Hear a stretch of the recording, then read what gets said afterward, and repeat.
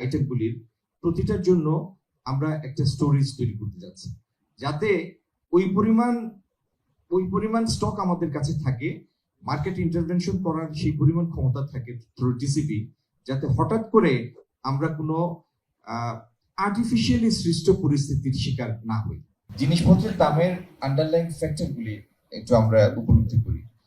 বাইরে থেকে যে সমস্ত জিনিসের উপর আমরা ডিপেন্ডেন্ট, আমাদের ইনপুট ডিপেন্ডেন্সি আছে যে সমস্ত নিত্য প্রয়োজনীয় জিনিসের উপর, খুব সঙ্গত কারণেই সেই কমোডিটি আইটেমগুলি খুবই সবার পক্ষে সেই ব্যবসায় ঢোকা সম্ভব না।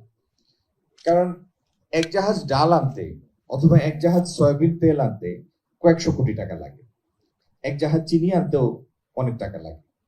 তো সবার পক্ষে এটা অটোমেটিক ইকোনমি তার একটা ব্রেকেট তৈরি করে নিয়েছে। আমার সামনে অনেক বিজ্ঞ লোকরা আছেন, অলিগোপলি, মনোপলি, এগুলির ক্লাসিফিকেশন আপনাদের সবার জানা আছে।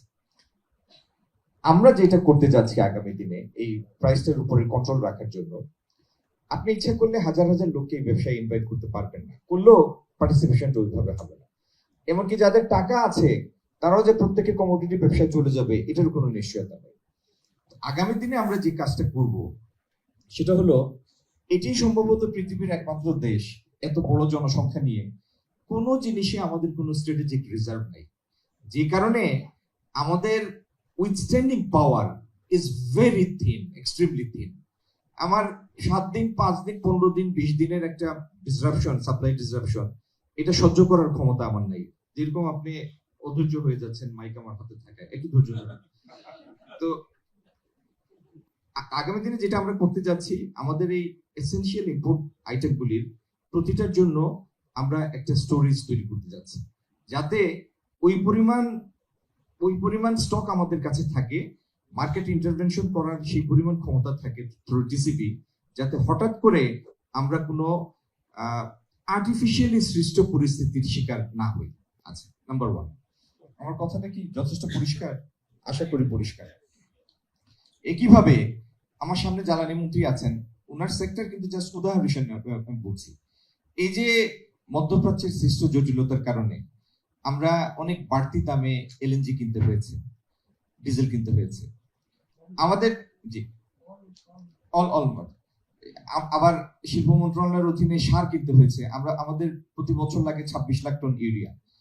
এই প্রত্যেকটা জিনিসের যদি এনাফ স্টোরেজ ক্যাপাসিটি থাকতো, আমরা একটা স্ট্র্যাটেজিক রিজার্ভ মেনটেন করতাম, তাহলে এইভাবে আমাদের এই তাৎক্ষণিক পরিস্থিতির কাছে নতি স্বীকার করতে হতো না। আগামী দিনে এই দ্রব্যমূল্য কমানোর জন্য আমরা যে কাজটা করতে যাচ্ছি, যে হঠাৎ কোনো কারণে সাপ্লাই শক হলে বা বহির্বিশ্বে হঠাৎ মূল্যের উল্লম্ফন হলে সেটার অভিঘাত যেন সরাসরি আমাদের ভোক্তা শ্রেণীর উপর না পড়ে, সেজন্য আমরা অনেকগুলি আইটেমের স্ট্র্যাটেজিক রিজার্ভ তৈরি করতে যাচ্ছি। আচ্ছা, মার্কেটের ইন্টারভিন করার ক্যাপাসিটি অর্জন করতে যাচ্ছি।